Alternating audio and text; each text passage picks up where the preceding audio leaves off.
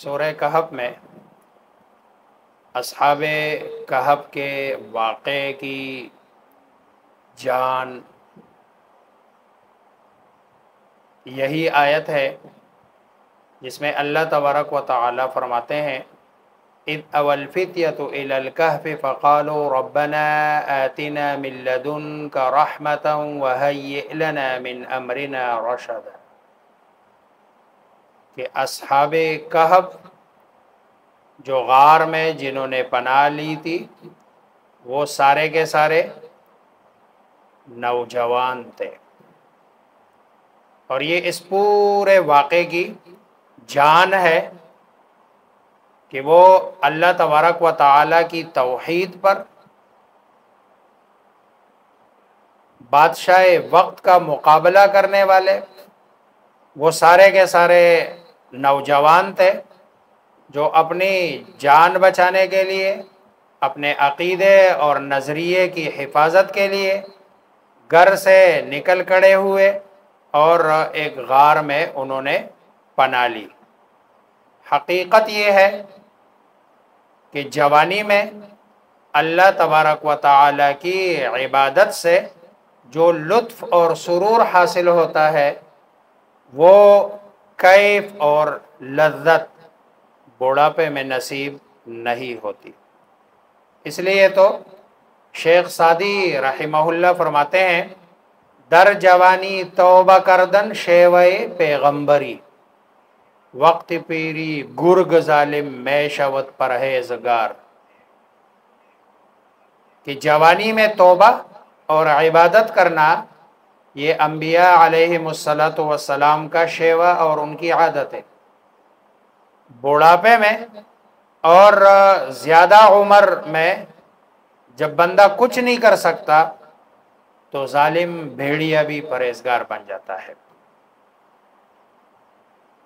آج کے نوجوان کو اصحاب کہف کے اس واقعے سے یہ سبق ملتا ہے کہ اللہ تبارک و تعالی کی رضامندی کے لیے، دین کی سربلندی کے لیے جو بندہ محنت کر سکتا ہے وہ جوانی میں زیادہ بہتر بنسبت اس کے بڑھاپے کے۔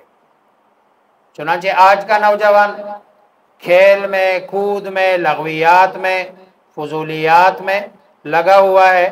اور دین کی طرف اس کی سرے سے بھی توجہ نہیں ہے، اللہ تبارک و تعالی کی عبادت کی طرف اس کا دھیان نہیں ہے۔ اگر کسی بچے پر، کسی جوان پر اللہ تبارک و تعالی رحم فرما دے اور دین کی طرف، اللہ تبارک و تعالی کی عبادت کی طرف اس کی رغبت ہو جاتی ہے اور وہ مسجد میں جا کے نماز پڑھنا شروع کرتا ہے یا پھر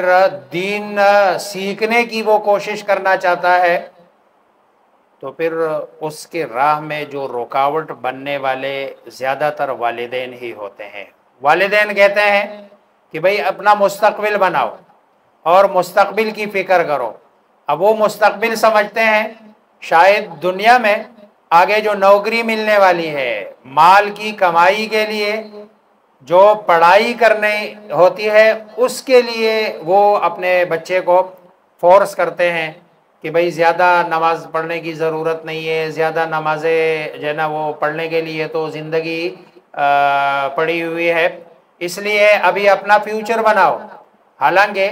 دیکھو فیوچر اصحاب کہف کا اللہ تبارک و تعالی نے جب اللہ کی دین کے لیے انہوں نے قربانی دی اور اللہ کے دین کے لیے وہ بادشاہ وقت کے سامنے ڈٹ گئے، توحید کا راستہ اختیار کر لیا، تو اللہ تبارک و تعالی نے کیسے ان کا مستقبل بنایا کہ باوجود یہ کہ وہ کوئی نبی نہیں ہے اور یا انہوں نے کوئی اتنی لمبی چوڑی عبادتیں نہیں کی تھی، صرف ایک بات اللہ تبارک و تعالی کے دین کے لیے بادشاہ کے سامنے ڈٹ گئے، اللہ نے ان کا مستقبل اتنا بنا دیا کہ پورا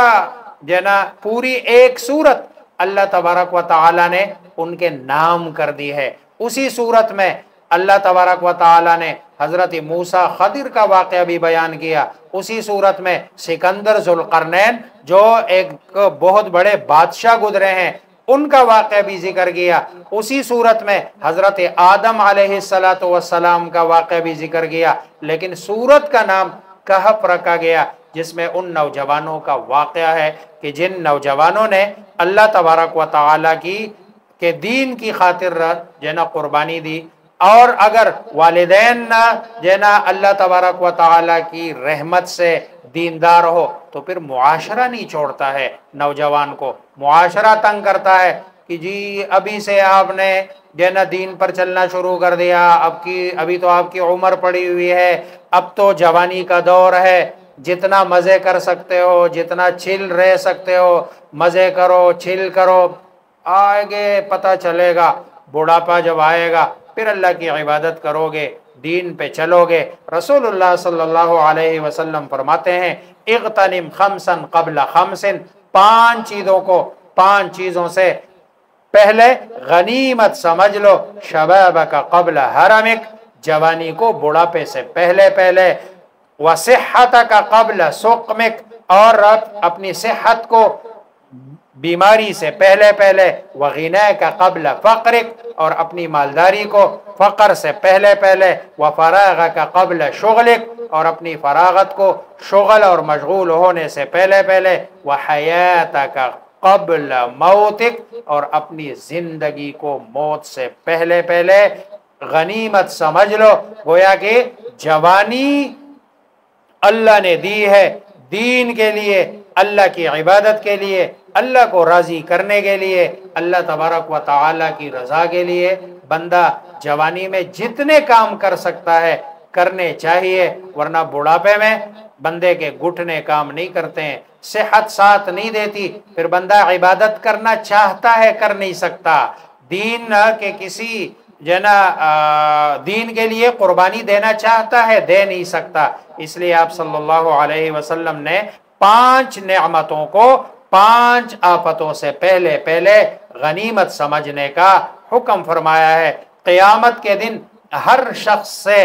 دیگر سوالات کے علاوہ اس کی جوانی کے بارے میں خاص طور پر سوال کیا جائے گا۔ حدیث میں آتا ہے، رسول اللہ صلی اللہ علیہ وسلم کا فرمان ہے، لا تزول قدم ابن آدم من عند ربه حتى يسأل عن 5، عن عمره فيما أفناه، وعن شبابه فيما أبلاه، وعن ماله من أين اكتسبه، وفيما أنفقه، وماذا عمل فيما علمه۔ ابن آدم حشر کے دن اپنے رب کے سامنے سے قدم بھی نہیں ہلا سکے گا جب تک 5 سوالوں کا جواب نہ دے۔ اپنی عمر کے بارے میں کہ اسے کیسے گزارا، اپنی جوانی کے بارے میں کہ جوانی کیسے گزاری، مال کے بارے میں کہ کہاں سے کمایا ہوا مال کہاں خرچ کیا، اور علم کے بارے میں کہ اس پر کتنا عمل کیا۔ یہ خوش قسمت نوجوان تھے۔ اللہ تبارک و تعالی نے قرآن کریم میں کئی نوجوانوں کے واقعات اللہ تبارک و تعالی نے بطور مثال بیان فرمائے، تاکہ مسلمان نوجوان ان کی سیرت و کردار کو پڑھ کر اپنے اخلاق و اعمال سنوارنے اور سدھارنے کی کوشش کرے۔ حضرت یوسف علیہ السلام کی جوانی اور عالم شباب کے امتحانات کا تذکرہ سورہ یوسف میں اللہ تبارک و تعالی نے ذکر فرمایا۔ ابراہیم علیہ السلام کی جوانی کی خدمات کو قرآن عزیز نے سورۃ الانبیاء میں بیان فرمایا تفصیل کے ساتھ۔ حضرت موسیٰ علیہ السلام کے حالات کو بھی قرآنی آیات میں ذکر فرمایا گیا، اور سورہ کہف میں ان نوجوانوں کی بات ہے کہ جو انبیاء تو نہیں ہے لیکن آزمائش میں، امتحانوں میں استقامت اختیار کرنے اور پھر ان پر انعامات الہی کی بارش جو اللہ نے کی ہے، اللہ تبارک و تعالی نے اس کو تفصیل سے بیان فرمایا ہے۔ اور آج کے نوجوان کو اصحاب کہف کی پاکیزہ زندگی سے سبق حاصل کر کے اپنے عقیدے، عمل، کردار، اخلاق، افعال اور اطوار کی اصلاح کی طرف توجہ دینی چاہیے۔ اصحاب کہف نے جب غار میں پناہ لی تو انہوں نے اللہ تبارک و تعالی سے دعا مانگی ہے، اور کیوں نہ مانگتے دعا؟ کیونکہ دعا یہ ہر عبادت کا مغز اور اصل ہے۔ قرآن کریم میں متعدد مقامات پر اللہ تبارک و تعالی سے دعا کرنے، مانگنے اور اللہ کے حضور دستے سوال دراز کرنے کی رغبت دلائی گئی ہے، بلکہ حکم دیا گیا ہے۔ اللہ تبارک و تعالی فرماتے ہیں وَقَالَ رَبُّكُمُ ادْعُونِي أَسْتَجِبْ لَكُمْ، تمہارا رب کہتا ہے کہ مجھ سے مانگو، میں تمہاری دعا قبول کروں گا۔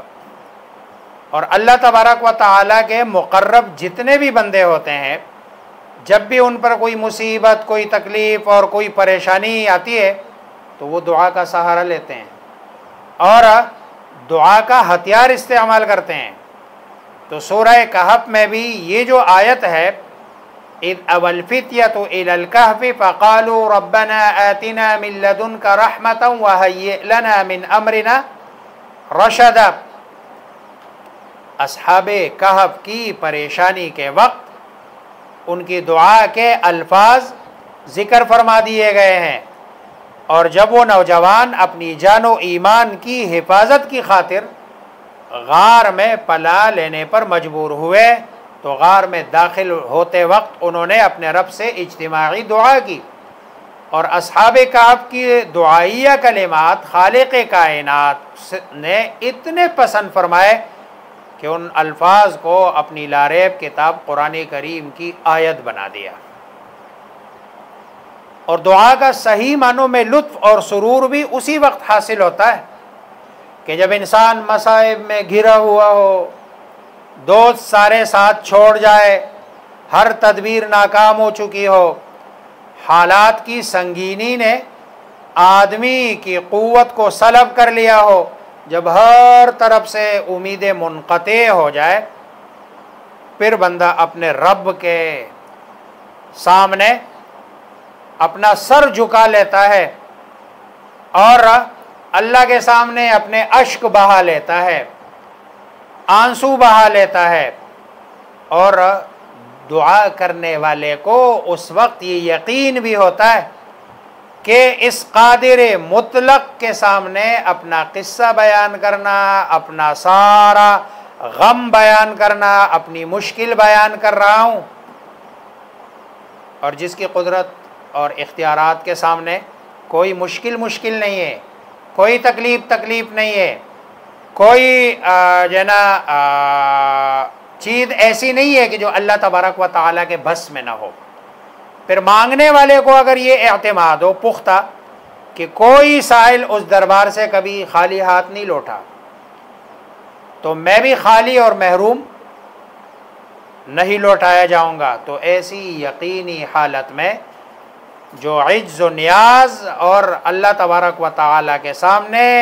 انکساری اور خشوع اور خضوع سے بندہ دعا کرے گا تو وہ دعا یقینی طور پر قبول کر دی جائے گی۔